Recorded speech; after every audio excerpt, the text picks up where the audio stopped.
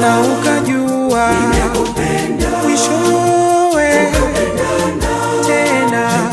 Haikuwa rahisi lakini nilikupenda, na ukajua mwishowe. Dakika 6 imekatika ndani ya saa 4, mpenzi msikilizaji. Nilikuwa nimeshakwambia kwamba msikilizaji wetu mmoja anasherehekea miaka 16 ya ndoa akiwa katika pingu za maisha, na miaka ingine 15 akiwa katika pingu za sengenge.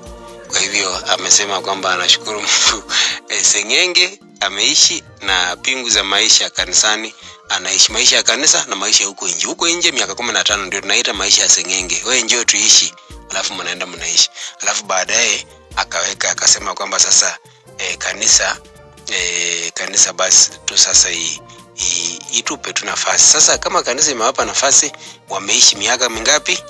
15. Asante Mungu kunileta kwa huyu. Sisi kama wana Radio Maria, huyu aliitika wito wake, wito wa ndoa. Sisi kama wana Radio Maria leo hii nichukue fursa hii kuwapa ujumbe wa heri kwa wanandoa hawa wanaosherehekea miaka 16 ya ndoa, ambao si wengine bali ni Lawrence Waiganjo Thuo pamoja na mkewe Bi Jane Thuo, ambao wanasherehekea miaka 16 tangu wafunge ndoa kanisani, na miaka 15 wakiishi maisha ya sengenge. Tuseme tu hongereni wapendwa kwa kutimiza miaka 16 tangu mlipofunga pingu za maisha ya ndoa. Safari yenu ni ushuhuda wa upendo, uvumilivu, sala na mshikamano katika Bwana. Katika miaka hii mmepanda mbegu za matumaini, mmevunja vikwazo vya mshikamano na mmeimarika katika furaha na changamoto za maisha ya kifamilia. Sisi kama familia ya Radio Maria tunawaombea leo ili Mungu aendelee kuimarisha upendo wenu, awaongoze katika hekima na awajalie baraka tele katika miaka ijayo. Bikira Maria, mama wa familia, awaombee daima ili muwe taa ya imani na mfano wa upendo kwa jamii nzima, pamoja na watoto wenu Joan, Scholastica na Waiganjo mwenyewe. Hongereni sana kwa jubilei hii ndogo ya miaka 16. Mungu awape miaka mingi yenye amani, furaha na upendo.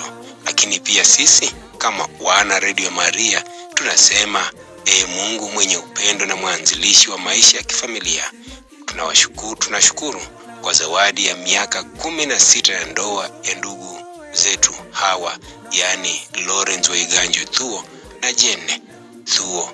Umeendelea kuunganisha kwa neema yako katika furaha na changamoto za maisha. Tunakuomba Bwana uendelee kuwajalia afya njema na mshikamano, uwajaze amani na baraka katika nyumba yao, wape hekima ya kulea familia yao katika imani na heshima.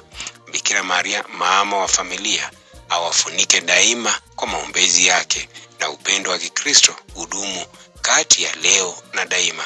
Kwa jina la Baba na la Mwana na la Roho Mtakatifu. Amina. Hiyo ni ujumbe mwafaka, ujumbe wa pekee kwa familia hii ya Bwana Waiganjo. Lazima tu ningemtumia ujumbe, maana leo hii ndio anasherehekea miaka 16 tangu atoke katika maisha ya sengenge na kuingia katika maisha ya sakramenti takatifu, sakramenti ya ndoa. Na msikilizaji, ukiwa unataka ujumbe mtamu kama huo, unatuambia umefika miaka mingapi. Nimesikia kuna mtu alikuwa anasema kwamba wanakwaya wengi hawajafunga ndoa. Kwa hivyo wakati wa watu wakienda kupokea, hao wanaweka tu nyimbo, kutokea tu nyimbo. Alafu kama wamekaa karibu na mwenye amefunga ndoa, wewe ni kubadilisha tu magoti hivi. Akipita wewe unapisha tu.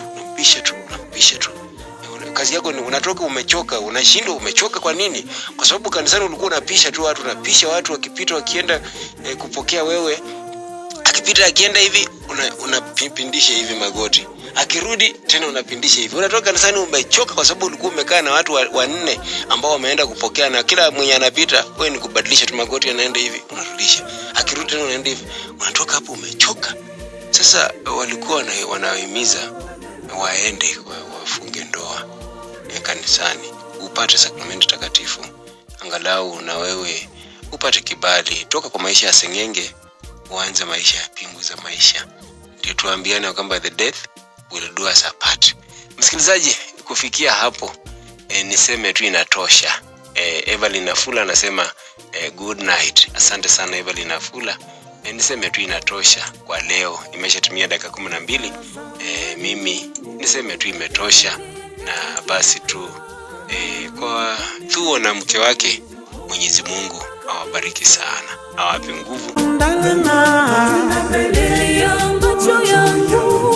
Asante Mungu kwa kunituzia.